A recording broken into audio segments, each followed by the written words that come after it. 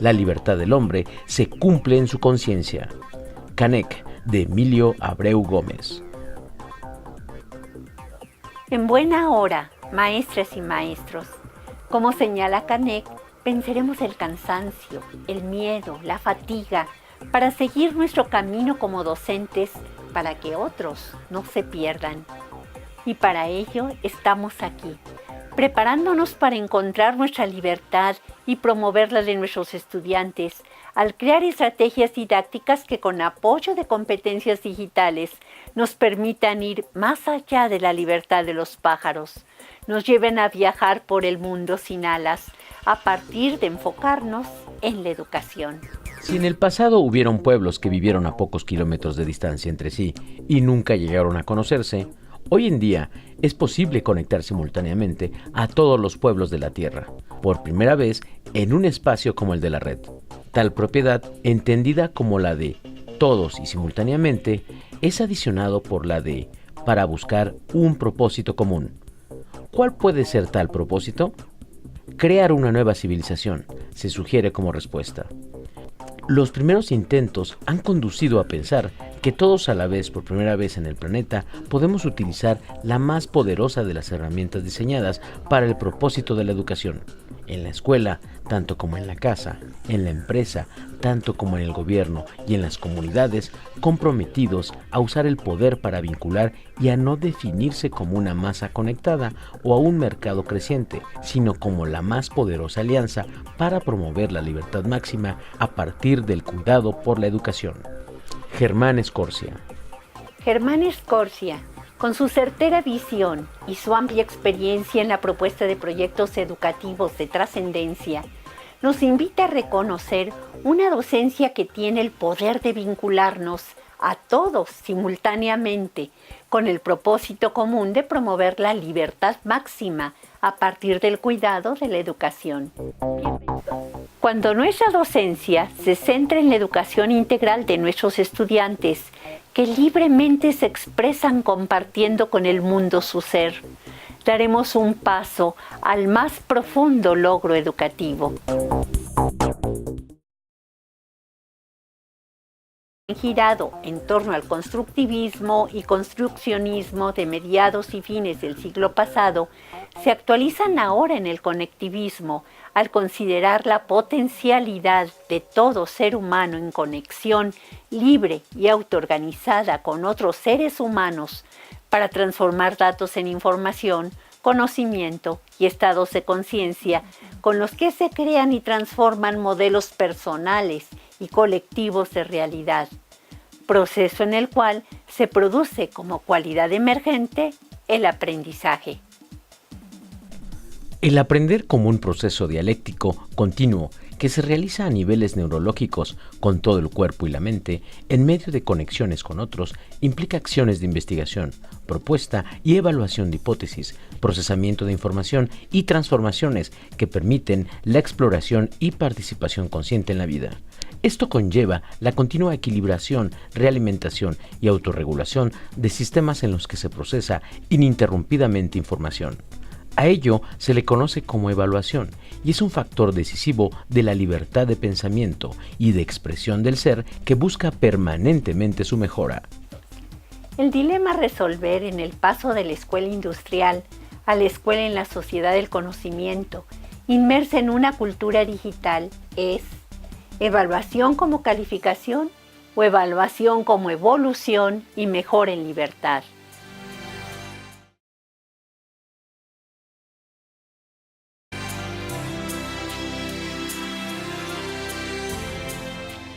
Respecto al sentido de la evaluación, permítanme platicarles brevemente 3 anécdotas de las que aprendí muchísimo. Cuando era maestra de primer grado de primaria, llegó un niño que había sido mi alumno. Me dijo con sus ojitos vivarachos: mi maestro de segundo está loco. ¿Por qué?, le pregunté. Porque me puso 7.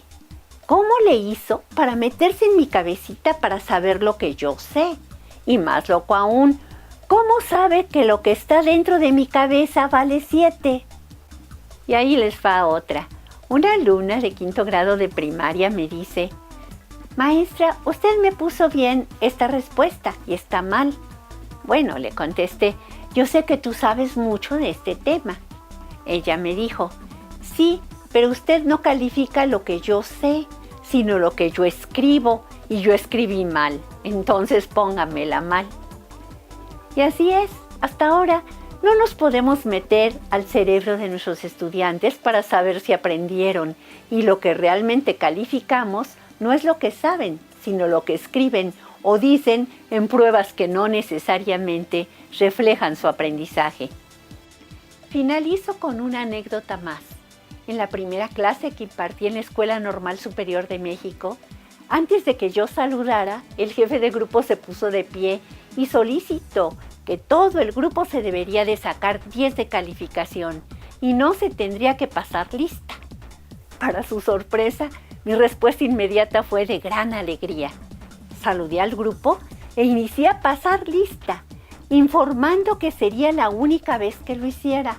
Era para conocerles y para sentar el 10 a cada uno, y con ello olvidarnos de la calificación y centrarnos en el aprendizaje, ya que para mí era claro que su solicitud iba en ese sentido.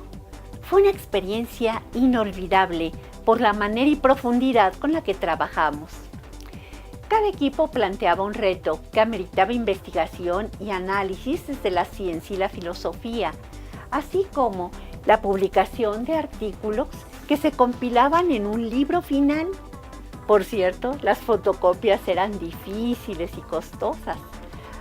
Acudíamos a visitas a otros centros de investigación, museos, teatros y disfrutábamos la experiencia. Ahí confirmé el camino que seguí en todos mis cursos en instituciones formadoras de docentes y que consistió en centrarse en el aprendizaje y no en la calificación, cuestión que como maestra de matemáticas en secundarias ya había experimentado al demostrar que al enfocar la docencia en educación integral del estudiante y en su aprendizaje, sea cual sea el examen o tipo de evaluación que se aplique, los resultados serán exitosos, porque no se trata de conocimientos ni de métodos fijos, sino de la expresión de la voluntad y la inteligencia que todos poseemos para evolucionar con libertad en los estados de conciencia y autoconciencia. Ahora les corresponde a ustedes. ¿Recuerdan alguna experiencia en torno a la evaluación del aprendizaje que les haya llevado a la reflexión de su quehacer docente? Compártanla en comunidad.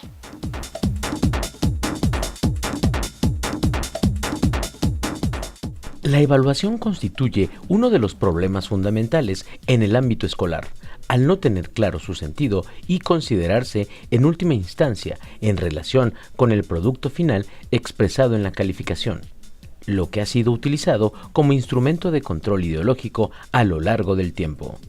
En correspondencia con los regímenes de producción, el concepto de educación y en particular el de evaluación han ido variando. En el comunismo primitivo, la educación era para la vida por medio de la vida y la evaluación se daba en el sentido de realimentar y corregir errores en el momento preciso en el que eran cometidos para superarlos. Ya en los inicios del capitalismo, la escuela industrial se popularizó y se encontró en ella un medio de control al centrarse en el propósito de aprobar grados, convirtiéndose la calificación en agente de dominio y selección social. En la mayor parte de los sistemas educativos, la calificación alude desde el punto de vista personal a la autoimagen y a la imagen que se proyecta ante los demás. Remarca también la desvaloración, el temor al error y la aceptación de la mediocridad. Basta con aprobar sin analizar el error ni tener la posibilidad de corregirlo y mejorar. Cuando la calificación se centra en el resultado final aprobatorio, sin considerar el aprendizaje, lo que importa es aprobar, con cualquier calificación obtenida de cualquier manera. Derivada de ese concepto, la reprobación es enfocada como un factor de eliminación escolar, a través del cual se legitima el lugar que los individuos ocupan en el régimen de producción, con efectos negativos en la sociedad, la familia y el alumnado, creándose graves situaciones de desperdicio económico, rechazo social y problemas psicológicos. Cabe mencionar el condicionamiento de grupos de estudiantes y docentes que se sienten cómodos con el sistema de calificaciones, ya que ello les exime de realimentar, corregir y volver a intentar hasta lograr aprendizajes significativos. Se cede el derecho a la libertad poniendo el foco de atención no en el aprendizaje, sino en cuánto me voy a sacar de calificación. Consideremos además que las calificaciones que se otorgan en la escuela son arbitrarias, dadas en una escala de valores absolutos, en lo que no hay comparación entre el 8 sacado por un alumno en matemáticas con el 8 sacado por el mismo en física, y menos aún con el 8 obtenido por otro alumno del mismo o de diferente grupo o escuela. Quien sacó 8 no ha aprendido el doble que el que sacó 4. Dos estudiantes con la misma calificación seguramente no saben lo mismo, ni siquiera se puede asegurar que contestaron acertadamente las mismas preguntas en un mismo examen. Por otro lado, desde la teoría de la información se señala que mientras la entropía constituye la medida del desorden en un sistema determinado, la entropía negativa o cantidad de información se relaciona con la medida del orden. A mayor información, los sistemas se vuelven más ordenados, pues existe mayor probabilidad de identificar las relaciones que se establecen entre sus componentes en un momento dado y los procesos de equilibración son efectuados con mayor eficiencia. Durante el aprendizaje, se procesa nueva información que se asimila y acomoda a la previamente existente. Esa cantidad nueva de información introducida en el proceso puede ser conocida al diagnosticar el estado probable del sistema inicial, ir introduciendo información y haciendo ajustes en el sistema hasta conocer el estado probable en otro momento considerado como sumario y encontrar la diferencia entre el estado sumario y el inicial. Por ser dinámico, el sistema no se cierra y continúa abierto de manera espiral para la posibilidad de medir el impacto que va teniendo el aprendizaje en la propia transformación y en la de otros sistemas. De ahí se deducen fórmulas de diferenciales e integrales que por ahora no podríamos aplicar en nuestro caso para asignar una calificación considerada como la cantidad de información, porque no podemos conocer el estado inicial ni el final del sistema del que partimos, aunque recuperemos conocimientos previos y hagamos diagnósticos, y además porque no serían prácticos, mientras carezcamos de la tecnología que lo facilita, lo que nos conduce por el momento a la imposibilidad de otorgar una medida al aprendizaje a nivel neurológico o cuántico. Mientras se siga suponiendo que una prueba o un conjunto de observaciones son suficientes para otorgar calificaciones, se estará desconociendo que el aprendizaje requiere de una serie de estructuraciones que harán que lo aprendido se manifieste en diferentes situaciones y tiempos, quizá muy distintos a aquellos en los que se hizo el intento de evaluar. Además, determinar la cantidad de información solamente tiene un valor indicativo, pero no constituye un fin en sí mismo. Para ti, ¿qué te informa una calificación? ¿Cuándo tiene sentido calificar y para qué? ¿Cómo puedes aprovechar la calificación para animar el aprendizaje?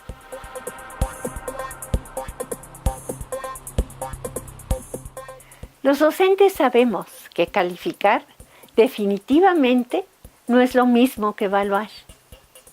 Aquí concebimos la evaluación como un proceso sistémico continuo de investigación multidimensional y transdisciplinar en el que se diagnostica el estado inicial, se da seguimiento al tratamiento de la información por el mismo sujeto que aprende y que interviene autónomamente y en conexión con otros mediante realimentación, autorregulación, metacognición, reestructuración y de una sucesiva toma de decisiones para la mejora, lo que conlleva el corregir errores para continuar el aprendizaje a niveles más complejos y profundos, teniendo como foco la educación integral.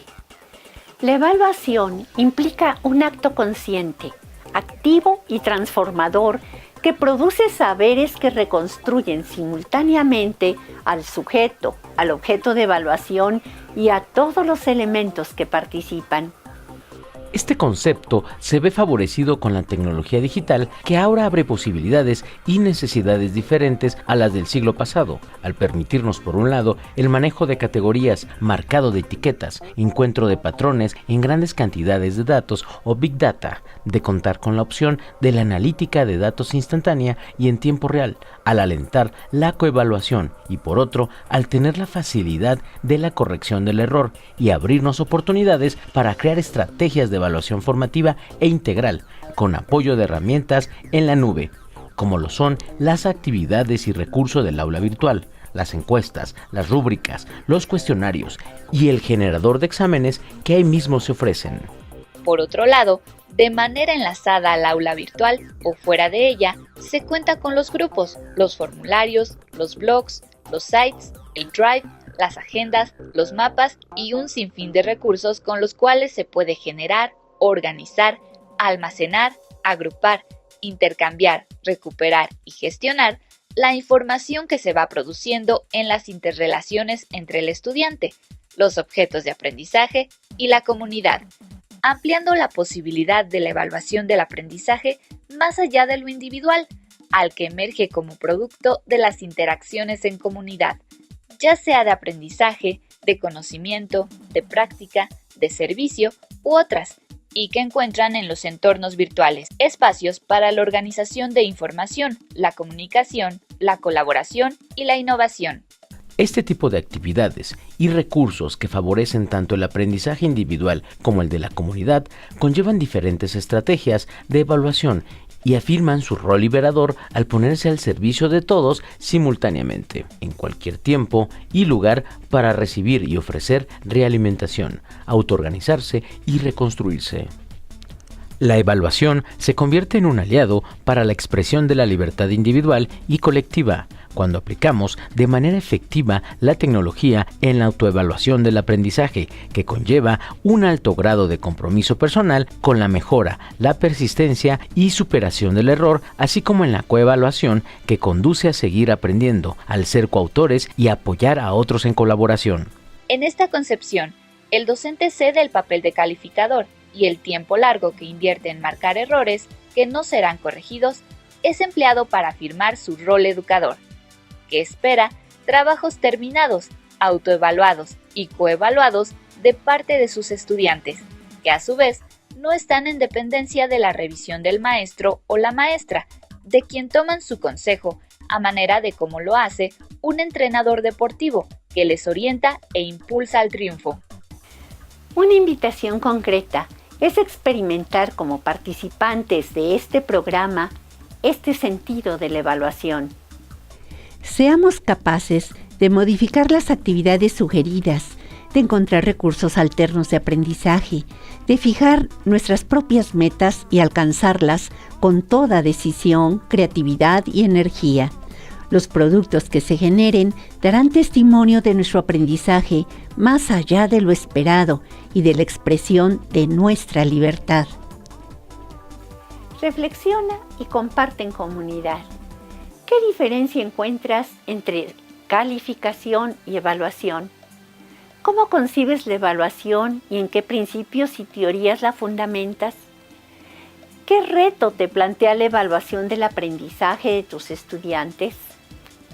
Cuando participas en un curso, ¿hasta dónde eres capaz de aplicar tu libertad en la definición de los propósitos, reorientación de las actividades y creación de productos significativos?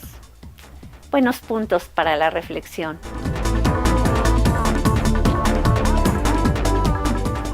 Centrémonos en el aprendizaje, en donde todos, simultáneamente, integrados en un todo, somos el contenido, los sujetos y objetos de la educación y la evaluación liberadora, que impulsa la continua mejora que nos lleva al éxito.